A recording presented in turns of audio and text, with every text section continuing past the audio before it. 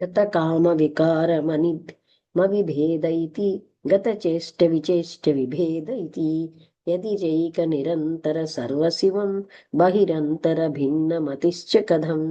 కామము వికామము అనే భేదము లేకుండగా, గతచేష్టుడు విచేష్టుడు అని భేదము లేకుండగా నున్న ఏకమై నిరంతరముగా సర్వశుభములనిచ్చునట్టి పరమతత్వము నిలకడగా నుండగాను మనస్సులోను అనుట బహిరంగం అంతరంగమనియు భేదమెట్లుండును. సర్వవ్యాపకునికి బాహ్యాంతరములనేవి లేదు అని భావము. యది సార విసార విహీన ఇతి యది శూన్య విశూన్య విహీన ఇతి యది చైక నిరంతర సర్వశివం ప్రథమం చకధరం ధం చరమం చకధనం. అంటే ప్రథమం చకధం చరమం చకధం అంటే ఇది సారము ఇది నిస్సారము అనునట్టి భేదము లేక ఉన్నప్పుడును, శూన్యమని పూర్ణమని భేదము లేక ఉన్నప్పుడును, నిరంతరము సర్వాత్మ స్వరూపము నిండి నిరంతరము సర్వాత్మ స్వరూపము నిండి ఉండగా మొదటిది అనుట ఎట్లు, చివరిది అనుట ఎట్లు, ఆద్యంతము లేవని భావము.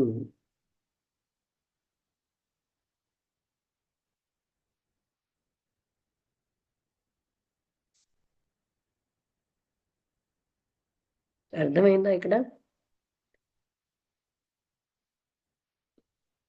అద్యంతములు లేవని భావము. యది భేద విభేద నిరాకరణం యది వేద కవేద్య నిరాకరణం అంటే భేదాభేదాలు లేదు, తెలుసు తెలియదన్నది లేదు. యది చైక నిరంతర సర్వశివం తృతీయం చ కథం తురీయం చ కథం అంటే ఇంకా మూడోది ఏమిటి, తుల్యం ఏమిటి అని చెప్తున్నారు. భేదాభేదములు లేక ఉన్నట్టయితేను ఇది భేద్యము ఇది వేద్యము ఇతడు వేదకుడు అనున్నట్టు భేదము లేక ఉన్నట్లయితే ఎల్లప్పుడూ ఎడతెగకయున్న సర్వవ్యాపి అయిన భగవంతుడు ఉండగా మూడు అవస్థల అనుటయట్లు తురీయావస్థ అని ఎలాగున చెప్పుదును. మూడవ వ్యవస్థ సుషుప్తి. గదితా గదితం సహి సత్యమితి నహి సత్యమితి విదిత విదితం నహి సత్యమితి యది చైక నిరంతర సర్వశివం విషయేంద్రియ బుద్ధి మనాంసి కథం బుద్ధిమసా మనాంసి మసాంసి విషయేంద్రియ బుద్ధి మనాంసి కథం చెప్పబడినది చెప్పబడనిదియు ఇదియే అసత్యమైనట్టులైనచో, తెలియబడినది తెలియబడనిది అసత్యమైనచో, సర్వవ్యాపకమైన సర్వేశ్వరుడు నిరంతరముగా గోచరుడై కలిగి ఉండిన పక్షమున విషయములు అని, ఇంద్రియములని, మనస్సు అని ఇవి ఎక్కడివి లేనే లేవని భావము. గగనం పవనో నహి సత్యమితి ధరణి దహనో నహి సత్యమితి యది చైక నిరంతర సర్వసింహం జలదశ్చ కథం సలిలం చ కథం అంటే ఆకాశము వాయువు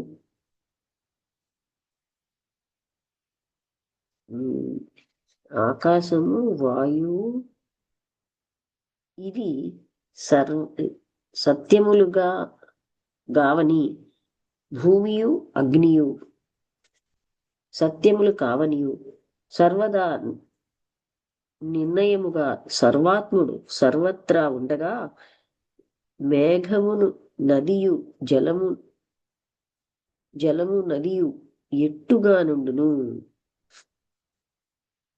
ఇది కల్పిత లోక నిరాకరణం యది కల్పిత దేవ నిరాకరణం యది చైక నిరంతర సర్వశివం గుణదోష విచారమతిశ్చ కథం. కల్పితములైన లోకములన్నీ నిరాకరింపగా, కల్పితమైన దేవుడు నిరాకరింపబడుచుండగా, మాయచేత కల్పితమని భావం. ఏకమేవ అద్వితీయం అనే శృతి ప్రకారముగా జగంబంతయు బ్రహ్మభావమును పొంది ఉండగా గుణములు దోషములు వీని విచారం ఎట్లు సంభవించును? సర్వజనులందు బ్రహ్మత్వ బోధము కలవానికే విచారము. సర్వజనులందు బ్రహ్మత్వభావం గలవానికే విచారణము అక్కరలేదని భావము. అది అంటే అంతా సమత్వం వచ్చినప్పుడు మరణ హి నిరాకరణం మరణం హి నిరాకరణం కరణం హి నిరాకరణం యది చైక నిరంతర సర్వశివం గమనాగమనం హి కథం వదతి. మరణము అమరణము అనునవి నిరాకరించడము కలిగి ఉండగా సాధనము అసాధనము అనునవి నిరాకరించబడుచుండడు గాను సర్వశక్తిగల దేవుడు సర్వత్రా వ్యాపించి సర్వమును ఇమిడి ఉండగాను ఒక చోటికి వెళ్ళడము అని ఒక చోటు నుండి రావడము అని అనునవి ఎలాగున చెప్పుచున్నాడు.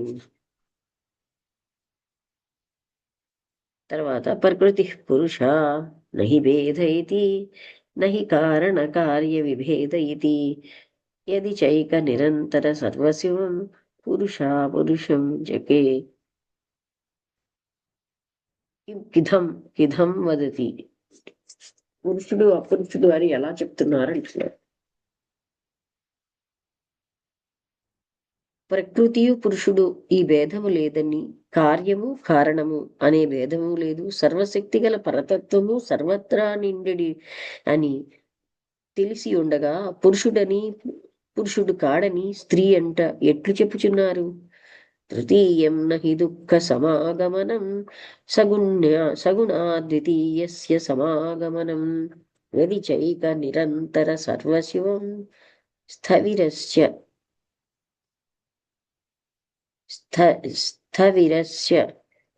యువాచ శిశుశ్చ కథం.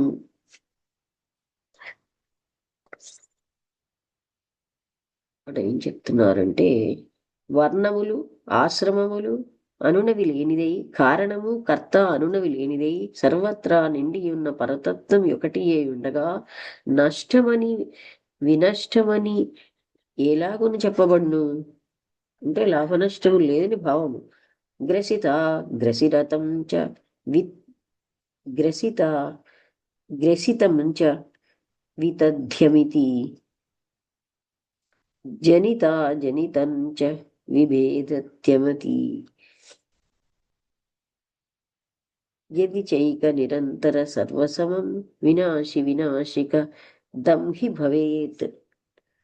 భక్షించుట భక్షించకపోవుట అనునవి అసత్యమై ఉండగా పుట్టకపోవుట అని అవి అసత్యమై ఉండగా సర్వదా వ్యాపి అయి సర్వేశ్వరుడొకడే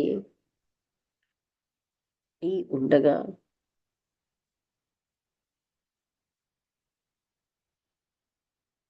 సర్వేశ్వరుడు వ్యాపి అయి సర్వేశ్వరుడు ఒకడే అయి ఉండగాను ఇది నశించినదని ఇది నశింపలేదని ఎలాగున చెప్పుట కలుగును? అంటే కలగదని భావం. పురుషస్య విశిష్టమితి వనితస్య విశిష్టమితి యది చైక నిరంతర సర్వశివ విలోకిత.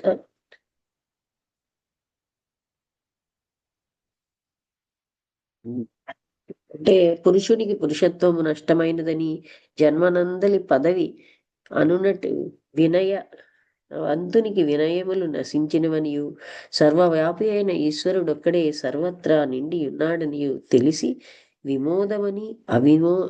అవినోదమని ఎలాగున చెప్పుదురు? యది మోహ విషాద విహీన పరో యది సంశయ శోక విహీన పరః యది చైక నిరంతర సర్వ శివపదం మే తమమేతి కథం చ పునః. మోహము దుఃఖము అననివి లేక ఉన్నటువంటి సంశయము దుఃఖము లేనివాడై ఉన్నట్టు దంటిని సర్వవ్యాపి అయిన సర్వశివుడు సర్వత్రా ఒక్కడే నిండి ఉండగా అహంకారమనియు మమకారమనియు ఎలాగున చెప్పగలము. ఇక్కడికి ఆపుదామండి. ఇది పేజ్ నెంబర్ 59. ఓకే. ఇంకా 59 ఏంటండి? 59. 59 పేజీ అవునండి. అయిపోయిందమ్మా, అది చదవాలమ్మా. 59 అవ్వలేదు, అక్కడి నుంచి చదవాలి మనం. అలాగే 59 నుంచి అంటే ఇది లేకపోతే ఇది చదివేస్తానులేండి. ఈ ఈ చాప్టర్ చదివేస్తాను లేకపోతే. అలాగే. నను ధర్మ విధర్మ వినాశయితి నను బంధ విబంధ వినాశయితి యది చైక నిరంతర సర్వశివ మిహ దుఃఖ విదుఃఖమతిశ్చ కథం. ధర్మాధర్మములు నశించుననియు బంధాబంధములు నశించిననియు పరమాత్మ యొక్కడే సర్వత్రా నిండి ఉండిననియు తెలిసి ఉండగా దుఃఖము లేదని ఈ బుద్ధి ఎలాగున తటస్థపడును. అంటే సుఖ దుఃఖముల ద్వంద్వము లేదనుట. నహి యాజ్ఞిక యజ్ఞ విభాగయితి నహుతాసన వస్తు విభాగయితి యది చైక నిరంతర సర్వశివం పద కర్మ ఫలాని భవంతి కథం. అంటే యజ్ఞమని అయజ్ఞమని విభాగమేమియూ లేదనియు అగ్ని అని ఇతరస్తువని ఈ విభాగం ఏమీయూ లేదనియు తెలిసి సర్వశివుడు సర్వదా సర్వత్రా వ్యాపించి ఉన్నాడని తెలిసి ఉండగా కర్మఫలము ఏలాగున చెందినదో, అంటే అప్పుడు కర్మఫలం ఎలాగున చెందుతుందో చెప్పుడు చూతము. అనుశోక విశోక విముక్తైతి సమదర్ప విదర్ప విముక్తైతి యది చైక నిరంతర సర్వశివం అనురాగ విరాగ మతిశ్చ కథం. అంటే శోక విముక్తుడును శోక సహితుడును అనునవి లేకయుండగా గర్వయుక్తుడును గర్వరహితుడును కాక ఉండగా సర్వశక్తుడైన సర్వేశ్వరుడై తానే ఒక్కడే నిండి ఉండగా రాగమని విరాగమని ఎవ్విధమున చెప్పవచ్చు. నహి మోహ విమోహ వికారయితి నహి లోభ విలోభ వికారయితి యది చైక నిరంతర సర్వశివం హ్య వివేక వివేకమతిశ్చ కథం. అంటే మోహమని విమోహమని ఈ భేదము లేక ఉండగా లోభము విలోభము అని వికారము లేక ఉండగా సర్వవ్యాపి అయి సర్వశక్తి సంపన్నుడైన పరతత్వము వెల్లడి అగుచుండగా అవివేకమనియు వివేకమనియు నేనేలాగున చెప్పదగును. ఈశ్వర సాక్షాత్కారం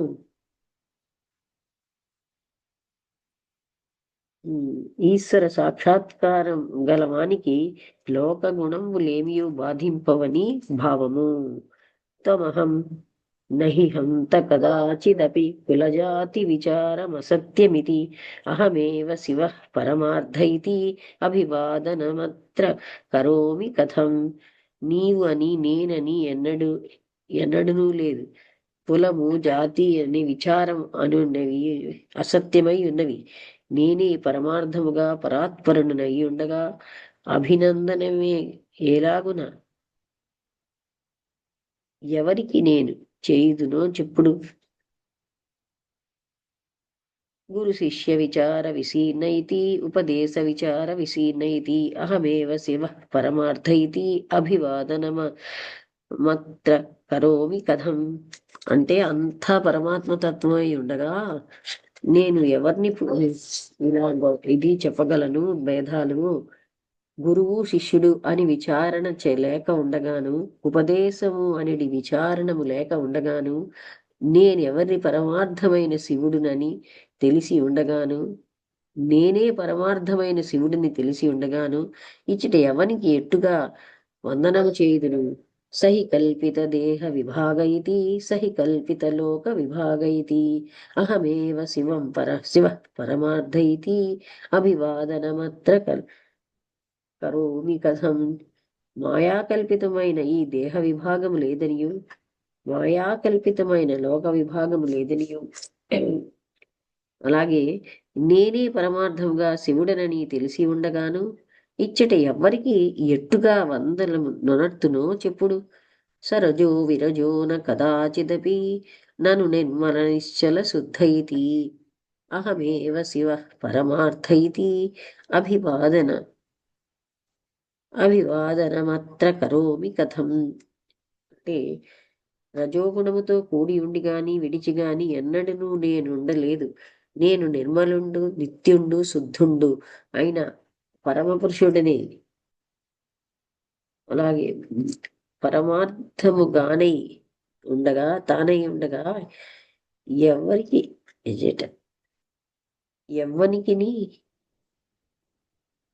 ఎవ్వనికిచట ఎటుల అభివాదన మనర్తునో తెలియకుండాది. అది అంటే అంతా అదే అయినప్పుడు ఎవరికి నేను అభివాదనం చేస్తాను? సరజో విరజో న కదాచిదపి నను నిర్మల నిశ్చల శుద్ధ ఇతి అహమేవ శివ పరమార్థ ఇతి అభివాదనమత్ర కరోమి కథం. అది అయిపోయిందనమాట. నహి నహి దేహి విదేహ వికల్ప ఇతి అనృతం చరితం నహి నిత్యమితి అహమేవ శివ పరమార్థ ఇతి అభివాదనమత్ర కరోమి కథం. అంటే దేహ విదేహములు అనేది వికల్పము లేదు, నేను అసత్యమును పలకలేదు, సత్యమును పలకలేదు, అమృతమును సత్యముగా చెప్పలేదు, అనృతం అంటే అబద్ధాన్ని సత్యమును అసత్యముగాను అనృతముగాను చెప్పలేదు. నేను పరమార్థమును విచారింపగా పరమాత్ముడనై ఎవనికైనా ఎట్లు వందనము చేయివాడనో చెప్పుడు. విందతి విందతి నహి నహి అత్ర ఛందో లక్షణం నహి నహి తత్ర సమర సమర సమగ్నో భావిత భూత పరలపతి తత్వం పరమవధూత. అంటే ఒక్కడెక్కడ దేనిని తెలుసుకొనలేడో అక్కడక్కడ వేదాది స్వరూపమేదీనూ లేదు. సమత్వమందు మునిగిన వాని పవిత్రుడైన అవధూత ఎలాగున పరతత్వమును నటించుచున్నాడు. అంటే అర్థమైందా? అంతటా పరమాత్మతత్వంలో ఉన్న ఈ అవధూత ఈ పరమాత్మతత్వాన్ని చెప్పుతూ ఎలా నటిస్తున్నాడు అని అంటే అది కూడా ఆ పరమాత్మతత్వంలోదే. శ్రీ దత్తాత్రేయ విరచిత అవధూత గీతాయాం స్వామి కార్తీక సంవాదే స్వాత్మ సంవిత్యుపదేశే సా మోక్ష నిర్గుణ సామ షష్ఠోధ్యాయ నామ అంటే శ్రీ జగద్గురు విశ్వనాథ అవధూత గురు అర్పణమస్తు. అంటే ఇక్కడిది ఇది అయిందండి. పేజ్ నెంబరు మీకు ఇదేంటి ఇక్కడ 61 నుంచి చదవాలి. అంటే అధ్యాయం ఏది? 61 నుంచి చదవాలి. 5వ భాగము అవధూత 7వ అధ్యాయం నుంచి చదవాలి. ఓకే, క్లోజ్ చేద్దాం. ఎందుకంటే ఒక్క పేజ్ ఉందని నేను చదివాను, కానీ ఏంటంటే అంతా తానైనప్పుడు ఏమిటి నేను చెప్తాను అని చూపిస్తున్నారు. ఆ అనుభూతిని అంటే వర్ణించడమే కష్టం అనమాట. అది మనకి చెప్తున్నారు. మనకి ఎలా ఉంటుందంటే ఇన్ని వేరువేరుగా ఉన్నాయన్న మనకి ఇది అర్థం కానట్టు ఉంటుంది. ఉన్నది ఒక్కటే అయినప్పుడు ఇన్ని ఎక్కడున్నాయి అని అదే చెప్తున్నారు. ఓకే అండి, అందరికీ నమస్కారం. క్లోజ్ చేస్తాను. టైం కూడా 6 అయింది. ఓకే.